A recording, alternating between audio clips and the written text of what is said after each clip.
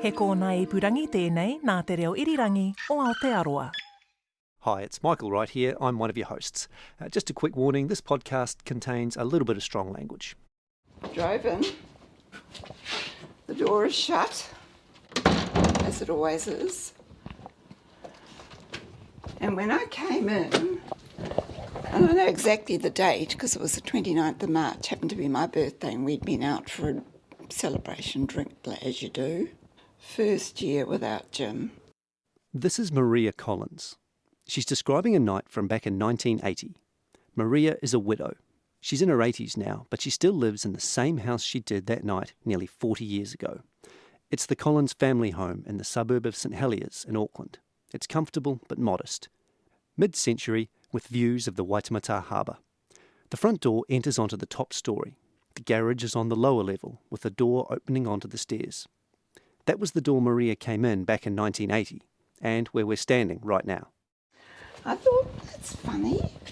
These bits of paper that have fluttered down, settle down there and, usually you notice as you go down. So, do you want to come through? We came upstairs and you just know, I've never had a burglary. So there's a draft. Okay. Well, I don't leave outside doors open when I'm leaving. You don't either, I'm sure, when you're leaving your house. There were other strange things too. The power had been cut. How many burglars cut the power? Plus, hardly anything was missing. A tape recorder was gone, a digital clock, some passports, but not Maria's jewellery, which was in the same drawer as the passports. And there was one more thing. And I did find a torn photo of Jim's. It was, a loose photo that was sitting around somewhere. And that was torn into bits. So I knew it had to do with Erebus. Erebus meant Mount Erebus in Antarctica. It meant the Air New Zealand DC10 that a few months earlier had flown into the side of the mountain, killing all 257 people on board. It's still the deadliest disaster in New Zealand's history. Maria's husband, Jim Collins, was the pilot. He was just he was a nice person. He was a good friend, apart from anything else. There were heaps of others who said, you are the luckiest woman on earth with a person like this. Now, there's a small group of people in New Zealand who know a lot about Erebus, and a much larger group, including me, who know almost nothing. And if you asked one of those knowledgeable people, they'd probably tell you the burglary of the Collins family home in March of 1980 was a sideshow, a tiny footnote to an epic tragedy. And they'd be right. It was, after all, one slightly odd break-in. No one was ever arrested or charged in connection with it. No motive was ever established. But on the other hand, it's exactly what Erebus is about. A saga of such extraordinary breadth that it could conceivably include the burglary of a pilot's home. A burglary that, depending on who you talk to, was either the work of the SIS looking to find and bury some documents, or a lone wolf out for some misguided retribution. How on earth did it come to this? I'm Michael Wright. And I'm Katy Gosset. This year, the 40th anniversary of the Erebus crash, we're going to answer that question. We're going to tell you the story of how New Zealand's worst ever disaster became even more fraught, more bitter and more divisive in the years afterwards. How it claimed more lives, ruined others, and changed the way New Zealanders looked at themselves. Along the way, becoming somehow both instantly memorable, an orchestrated litany of lies, and strangely forgotten. You'll hear from a former Prime Minister, 2 former Deputy Prime Ministers, a comedian, and a US Open golf champion. You'll hear why, 4 decades later, we're only just getting around to building an official memorial to the dead. And you'll hear how the deaths of 257 people on a sightseeing trip to Antarctica cut deeply in a small, young country at the bottom of the world. There weren't too many people in New Zealand who didn't know someone who knew someone on that aircraft. This podcast is the story of a plane crash. But more than that, it's the story of how a plane crash scarred an entire nation. From Stuff and RNZ, this is White Silence.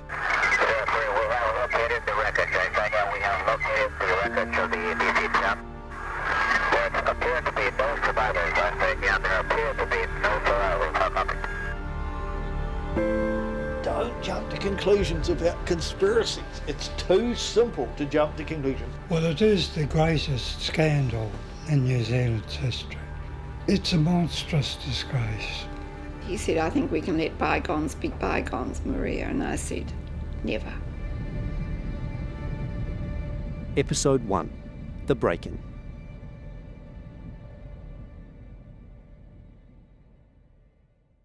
Paul Dykesell would be the first to admit that, when he was younger, he was a bit of a screw-up.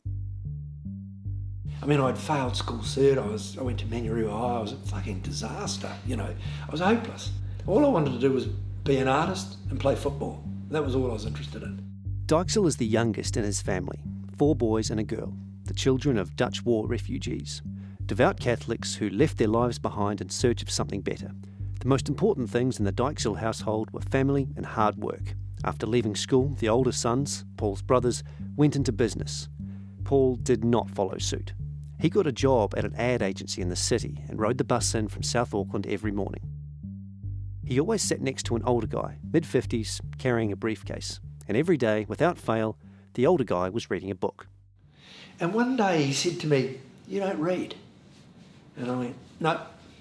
And then one day, not long after that, days after that, we were sitting on the bus, and he opened up his bag about halfway into the city, and he pulled out this rather worn copy of Cherry Apsley Gerard's The Worst Journey in the World. And he said, "You might like this." Apsley Cherry Gerard, sorry Paul, was a member of Robert Falcon Scott's famous Antarctic expedition of 1912. That's the one where they were beaten to the South Pole by some Norwegians, and then Scott and 3 others froze to death on their way back. The Worst Journey in the World is Cherry Gerard's first-hand account of this doomed adventure, and it's not an overstatement to say the book profoundly changed Dykesell's life. It instilled in him such a love of reading that he went back to university. Today, he's the Australasian CEO for the Bauer Media Group. It also gave him a lifelong fascination with the ice. And so, a few years later, in 1979, Dykesell had an idea. Across the ocean lies a world of enchantment. We're Air New Zealand, we fly the Pacific. And we do it every day. Well, there's quite a remarkable sight. You can see there's quite blue smoke coming out of Mount Erebus. We're going to continue to the left. Air New Zealand was running sightseeing flights down to Antarctica. Dykesell talked his brothers, John, Bill and Doug, and his brother-in-law, Stephen Hughes, into going.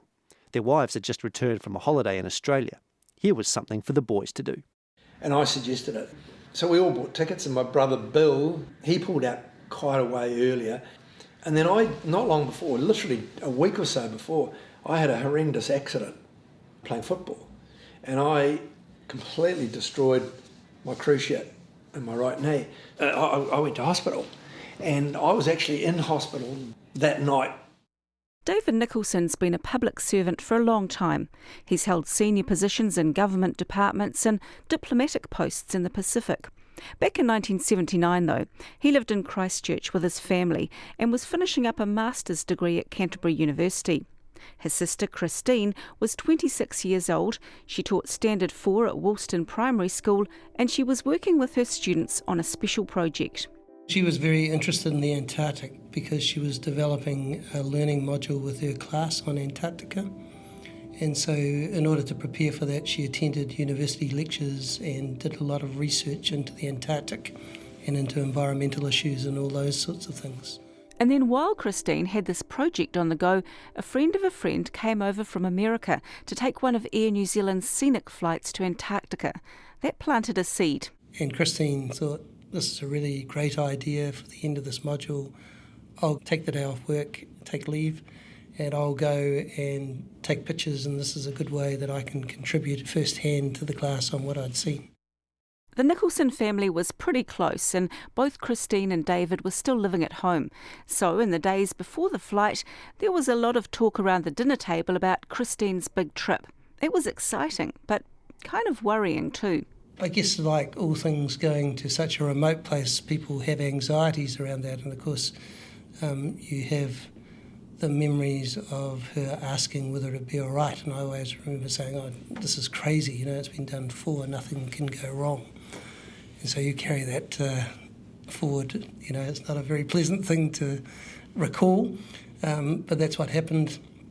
And I remember her being cautious about it, but us noting that it had been done very successfully before, and an incredible experience. Not many people got to go there. So it was a pretty exciting time in the lead-up. Very much so. Of course, subsequent to the events that happened, strange things would emerge from my mother. Like, she was relatively anxious about the safety of the flight, and she would have a recurring dream that she woke up in snow in her seat. And these are the sorts of things that emerge after these events. Your mother said this is what Christine had said. Yes. So that's kind of spooky. Air New Zealand had first looked at running sightseeing flights to Antarctica back in the late 60s. They shelved it though because the biggest jet they had then was the DC-8, which couldn't make the 11-hour round trip. In 1976, the airline heard its Australian rival Qantas was planning something similar. By now, Air New Zealand was flying DC-10s, which could go down and back non-stop. So, in 1977, the ice flights were on. By the time the Dykesell brothers and Christine Nicholson bought their tickets in 1979, Air New Zealand had made the trip more than a dozen times.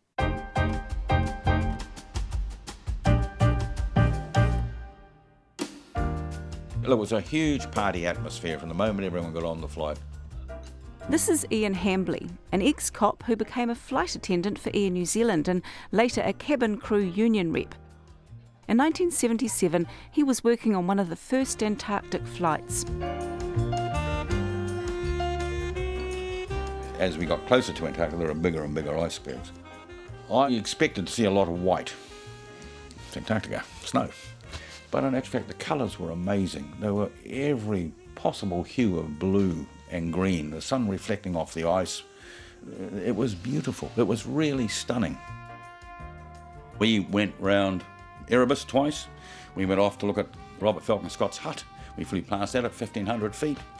Most of my photographs are of hostesses' backsides because they're all peering out the window, so I'm standing inside the aeroplane. I've got all these photographs of their backsides.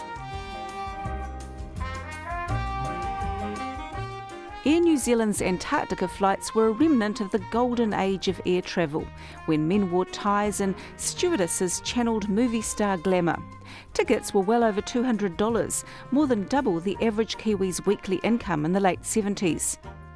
The entire aircraft was treated as a first-class cabin. Champagne breakfast and plenty more champagne with lunch as well, prawns, scallops and chicken Suvorov for mains, and something called peach Erebus for dessert. Passengers could visit the cockpit to say hello to the captain or talk with the Antarctic expert on the flight, who was there to provide a commentary once they reached the ice. He'd take them through the sights like the glaciers and dry valleys of Victorialand, point out McMurdo Station, that's the American Antarctic base, and Scott Base, the New Zealand one, and show them Captain Scott's hut and the site where Scott and his men died. And on the right-hand side, we'll be looking across into Victorialand and the various glaciers coming down. One of the highlights of the trip was Mount Erebus, the towering volcano on Ross Island, just north of Scott and McMurdo bases. It stood 12,500 feet high, slightly taller than Mount Cook, and usually had steam rising several thousand feet higher.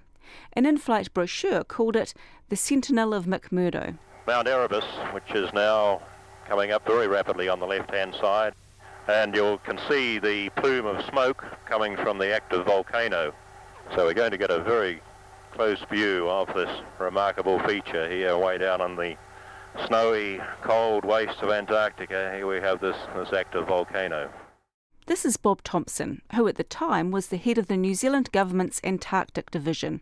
He was the commentator on the flight on the 21st of November 1979.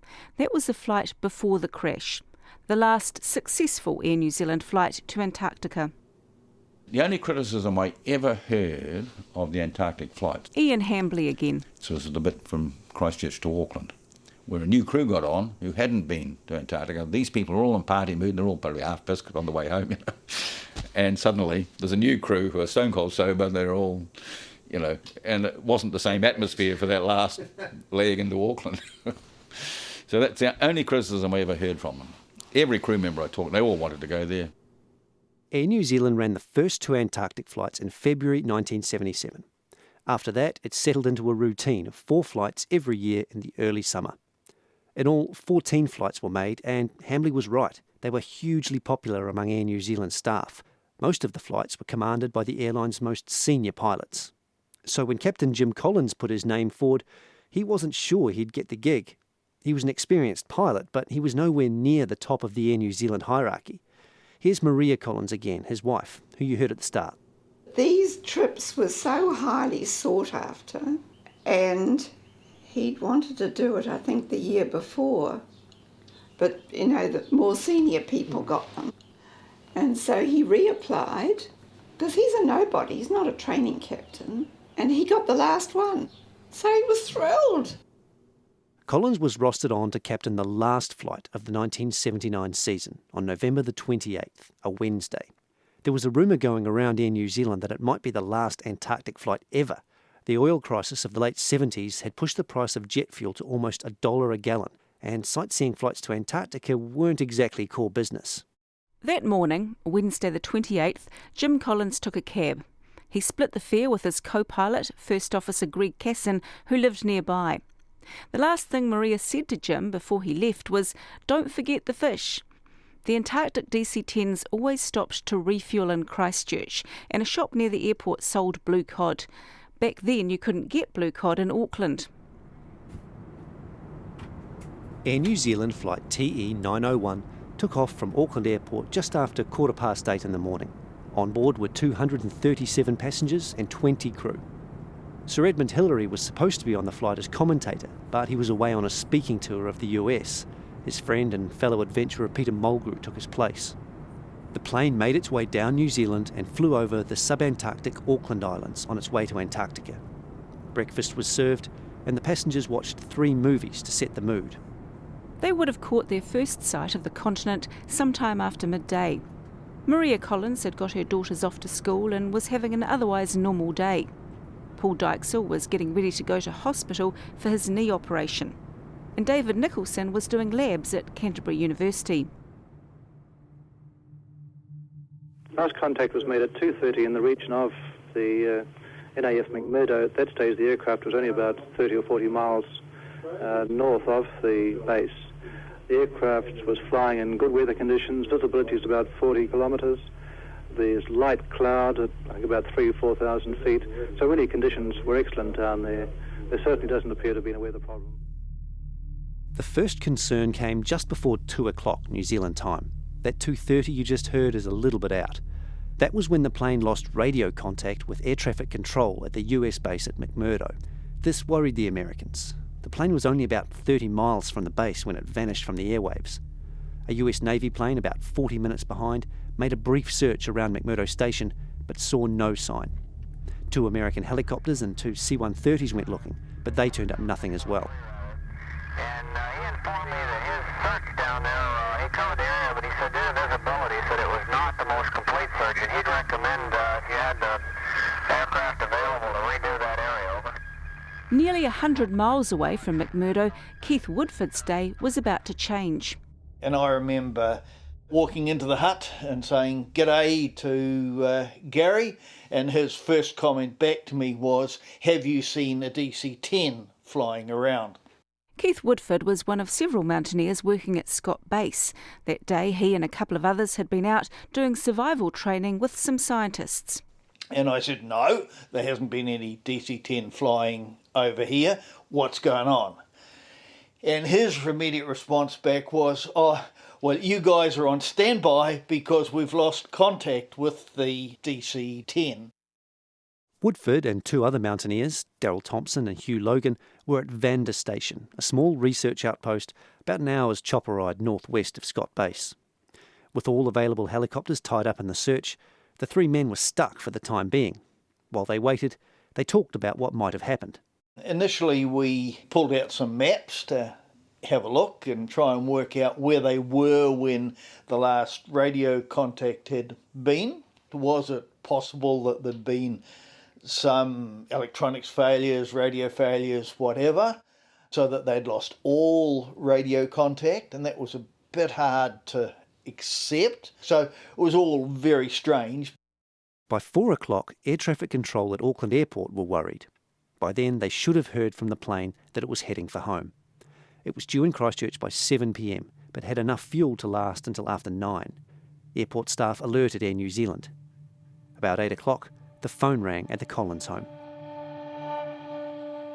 I got a call from flight ops saying, and this is what alarmed me, they just said they'd lost contact with Jim's flight. And if I was alone, would I get somebody to be with me? Paul Dykesell, who should have been on the plane, had just taken a pre-surgery sleeping pill when he got a call from his wife. She didn't know any more than Maria Collins, only that the plane that Bill and Doug and Stephen were on was unaccounted for. Paul remembers that the guy in the bed next to him overheard the conversation. And then he said to me, I'm a policeman, I can probably find out a bit more. So he then started making some calls. David Nicholson finished university early that day, so he and his parents could head out to the airport at about 6 o'clock. They were looking forward to hearing about Christine's adventure. No idea at this point that anything was out of the ordinary. So we were at Christchurch Airport all waiting, and there were some delays, and I think I recall us being moved to a lounge and encouraged to look out the window for the aircraft coming in the horizon.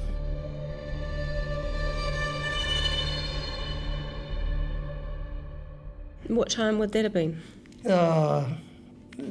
6, 7, 8-ish. And then some people started to talk about maybe there's something wrong. The whole time the plane was out of contact, the clock was ticking. By 9:30 it was out of fuel and there was still no sign of it. Wherever it was no longer flying.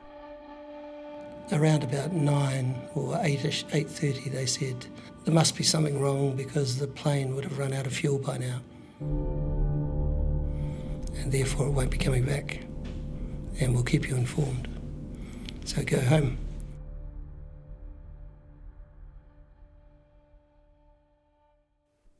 Well, it's with great regret that we must now accept that the aircraft is lost.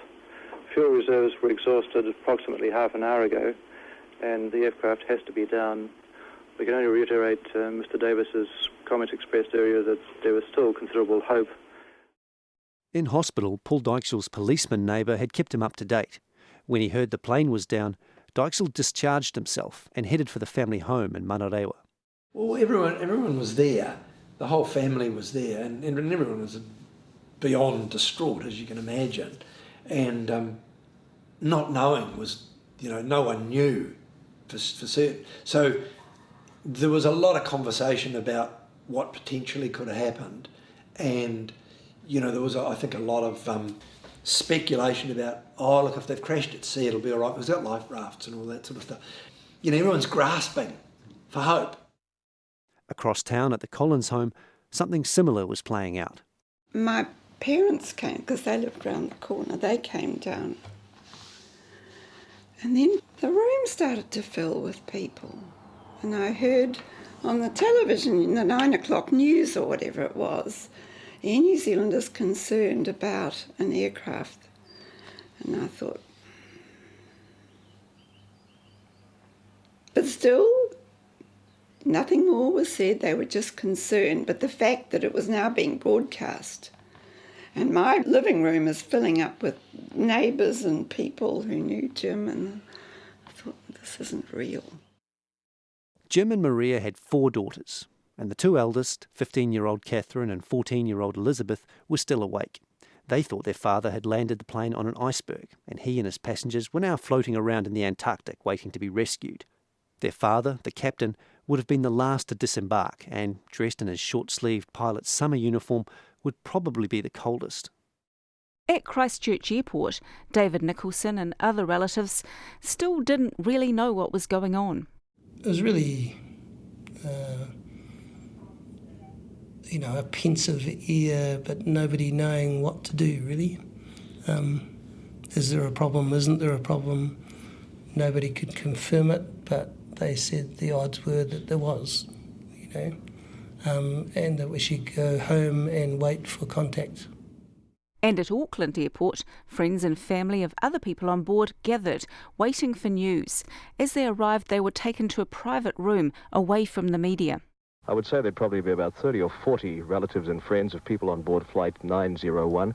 I can only admire and respect their courage and fortitude up there in the lounge. They're very calm and collected. At the moment, probably they know no more than the rest of New Zealand, listening in anticipation for news about the missing flight. There are no emotional scenes, there's no weeping. I think the people out here are accepting the news as it comes to hand. 3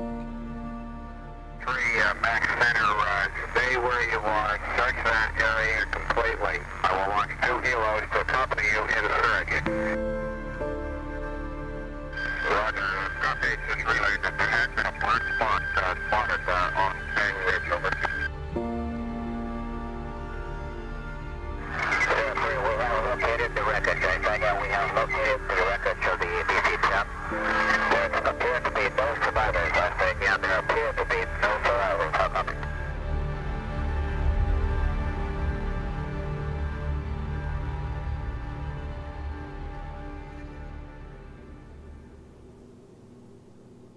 Just wanted to tell you it's now coming through. Of course, and you probably, some of you have already ascertained that the wreckage has been sighted in the Antarctica on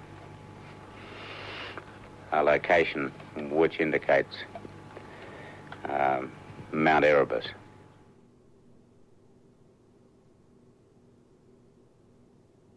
At 1 o'clock, I can't remember if I think I heard it by phone from flight ops that they'd found the wreckage, or they'd seen the wreckage and they didn't think there were any survivors. It was very late.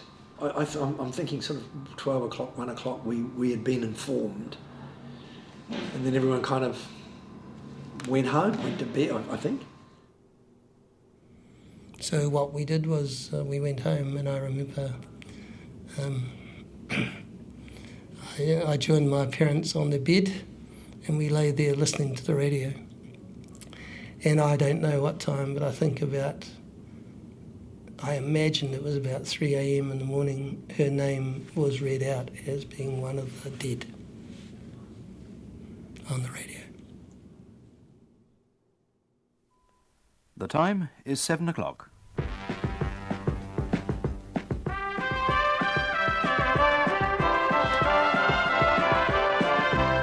Good morning. From Morning Report, Jim Sullivan and Peter Sledmere here, and we're waking today to one of the grimmest reports since these programmes began. On the DC10 crash in the Antarctic yesterday, the facts as we have them at the moment can be put as simply as this. An Air New Zealand DC10 passenger plane on a scenic flight to and from the Antarctic was reported overdue yesterday evening. Bob Thompson, the head of the Antarctic Division of the DSIR, describes the crash scene. From the air, it appears to have scattered over 200 or 300 yards, really on the opposite side to an aircraft that would presumably have been approaching McMurdo Sound. And for a report on the current rescue attempts, Di Kirby at the Harewood Base in Christchurch. An hour ago, 2 helicopters left McMurdo Base with 2 expert mountaineers on board from the New Zealand Vanda station. We understand... In fact, there were 3 mountaineers on board, Hugh Logan, Daryl Thompson and Keith Woodford. Scott Base and McMurdo Station are perched on the tip of a peninsula on the south side of Ross Island. The chopper took them around Cape Bird to the north side, to Lewis Bay, where the northern slopes of Erebus rose from the sea. As we were flying around, I just had that sort of feeling, hey, I think I know now what it's like to go into battle. Big unknowns, horrible weather, all these things. Then they saw it. It looked just like the search plane described, a long black smear in the snow, debris everywhere, not much of anything that resembled an aeroplane. From the air, a few dozen bodies were visible. There had clearly been a massive fire. We came around, we saw the crash site, and just total shock at the disintegration of the plane that had obviously occurred. I hadn't appreciated before we arrived, just the extent of the disintegration. The three men jumped from the chopper and did a quick recce of the site. It was soon clear there were no survivors. With only their personal climbing gear, there was nothing to do but wait to be picked up again. Hugh Logan took out a notebook. The three men sat in the snow and started planning what to do next. How many men would they need? What kind of men? Air accident investigators? Police? Would the new arrivals know about mountain safety? How would the site be made safe for them if they didn't? How would bodies be handled? Where would helicopters land? How many tents would they need? What about food, toilets, communications? Within 12 hours of the crash, Logan, Thompson and Woodford had a plan to start recovering the bodies. But as they made plans, back in New Zealand, people started asking questions. Like, what was a commercial airline doing running sightseeing flights down there anyway? This was something the Americans privately kind of resented because they had to babysit the flights once they were in McMurdo Sound. And if there was a crash, they really weren't sure they could cope. You know, if it had turned out that there had been a lot of survivors, I just really don't know where we would have put them. This accident happened within, 40 miles of McMurdo. Suppose it had happened, let's say, 300 miles away from McMurdo. Trying to get a plane out there wouldn't be possible to get any helicopters out there. The whole thing has been a lot of worry to us. And besides the question about whether Air New Zealand should have been down there at all, there was this. What was the plane doing on the north side of Ross Island? Remember what Bob Thompson, the Antarctic Division boss, said the day after the crash? Really on the opposite side to an aircraft that would presumably have been approaching McMurdo Sound. This is what Thompson was wondering. The Air New Zealand flights took pretty much a direct route from the southern tip of New Zealand to McMurdo Sound, about 2,500 miles south. McMurdo Sound is a bay shaped like the letter U. Ross Island is at the bottom of the U, so if you were flying into the sound from the north, you'd see it ahead of you and slightly to the left. Remember, Ross Island is where Scott Base and McMurdo Station are, and most importantly, where Mount Erebus is. The main air route was down the middle of the sound, so that meant on pretty much every flight, Ross Island should have passed by the left side windows. So why was flight TE901 flying straight at Ross Island? And why was it so low that it hit Mount Erebus? On Wednesday evening, the night of the crash, Milton Wiley was at home painting the ceiling of his shower. It was about 9 o'clock. And the phone rang and it was Ron. He said, "You've been listening to the news?" I said, "No." He said, "Well, you better turn the radio on because there's an Air New Zealand aircraft overdue in Antarctica, and about now it's sort of run out of gas. And looks like it's going to be all on." Ron was Wiley's boss, Ron Chippendale, New Zealand's chief air accident investigator. It was his job to find out what happened to flight TE901, how it happened, why it happened, and ultimately who was responsible. Chippendale was right. It was going to be all on. The New Zealand government has released the official report of its Chief Inspector of Air Accidents on the DC10 crash. The report says the probable cause of the accident was... What he did was atrocious. Absolutely atrocious. Everyone seems to wonder all the same what the pilot was doing on that particular side of Mount Erebus. Then suddenly it's like that, stopped. So I don't think they knew what hit them, basically. So I sat there in the lawyer's office saying, well, you know, what happens now? Am I married to a murderer?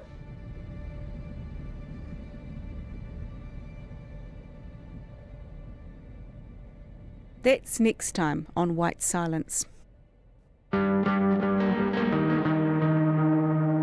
White Silence is a co-production between Stuff and RNZ, written, produced and presented by Katy Gosset and me, Michael Wright.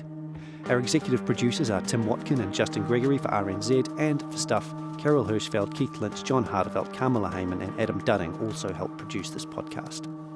This episode was engineered by Alex Harmer and included audio from Ngātaonga Sound and Vision and Archives New Zealand. You can subscribe to the full 6-part series at Apple, Spotify, Radio Public, Podbean and other podcast providers. You can also go to the Stuff or RNZ homepages to find details on how to subscribe.